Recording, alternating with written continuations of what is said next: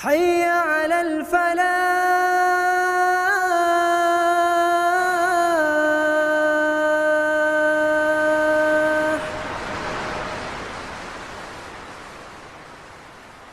Berkaitan dengan interaksi dengan Al-Quran, dalam surat Al-Baqarah 185 Allah menyatakan Syahrul Ramadan alladzi unzila fihil Qur'an hudan linnas wa bayyinatin minal huda wal furqan.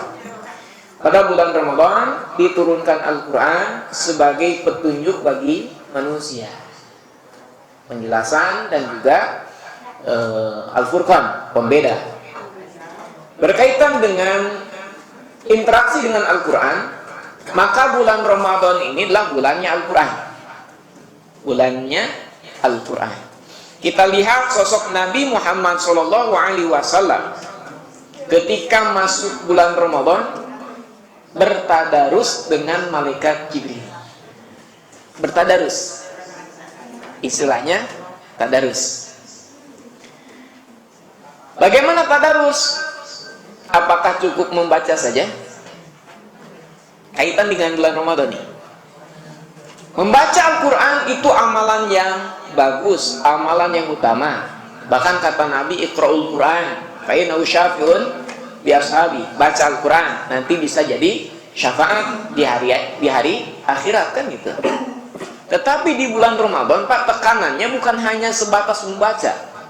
Rasul memberikan contoh bertadarus Al-Quran. Arti bertadarus ini bukan hanya sekedar membaca, tapi kita menggali isi dari Al-Quran itu sendiri. Minimal baca terjemahnya. Apa yang kita baca, apalagi kita awam bahasa Arab, kan nggak ngerti. Misalkan, ya ayyuhalladzina amanu kulu min thayyibati ma razaqnakum washkuru lillah in kuntum iyyahu ta'budun. Kita baca itu. Tapi paham nggak? Ngerti nggak apa yang kita baca? Nah, makanya proses selanjutnya di bulan Ramadan kita minimal baca terjemahnya. Luar biasa lagi baca tafsirnya. Apalagi sekarang banyak tafsir yang sudah diterjemahkan ke dalam bahasa Indonesia. Dan itu saat Nabi bertadarus, Pak.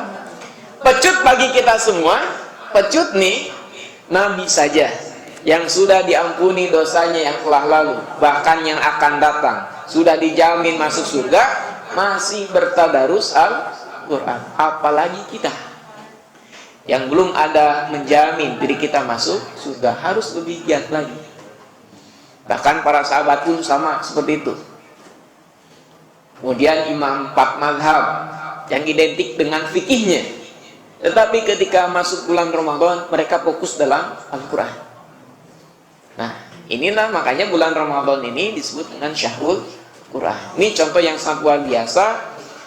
Tingkatkan kualitas interaksi kita dengan Al-Quran di bulan Ramadan. Nah, bahkan isyarat dari Al-Baqarah 185 itu tadi, hudan linnas. Bagaimana Al-Quran ini sanggup menjadikan petunjuk, bukan hanya sekedar bacaan, tetapi menjadikan petunjuk. Apa yang kita baca harus menjadi petunjuk, pedoman hidup kita. Kalau nggak ngerti, bisa nggak jadi petunjuk? Nggak bisa. Makanya harus digali, harus dipelajari. Momentum bulan Ramadan, makanya setiap misalkan kajian ba'da tarawih, gitu, bagusnya itu dibuat kayak silabus. Jadi setiap ustadz itu punya tema masing-masing, nggak bentrok. Sayang kalau hanya semuanya membahas ya ayyuhalladzina amanu kutiba alaikumusiyam kama kutiba alal ladzina min qablikum la'allakum tattaqun. Maka buat silabusnya. Misalkan bulan Ramadan kepengurusan misalkan Al-Hasan 5 tahun kan itu. Misalkan. Maka dibuat silabusnya, Ustadz Anu bahas surat Anu, ayat Anu. Tidak mesti terkait dengan saum bulan Ramadan saja. Awal-awal saja untuk sekedar mengingatkan bagaimana fikih Ramadan, awal-awal saja. Nanti dari surat Al-Fatihah sampai An-Nas. Nanti periode berikutnya tinggal melanjutkan.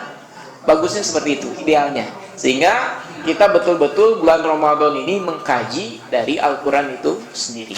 Lumayan kan, misalkan dalam 1 tahun 30 ayat yang dikaji betul mendalam, sangat luar biasa. Bisa ditambahkan di luar kajian itu kan gitu. ada kajian Ibnu, ada kajian tafsir kan, dilanjutkan saja. Jadi betul-betul 30 juz ini kita sudah baca, kita betul paham dan bisa jadi hidayah bagi kita semua. Jadi tidak parsial. Nah, gini saja Pak. واعتصموا بحبل الله واعتصموا بحبل الله جميعا ولا تفرقوا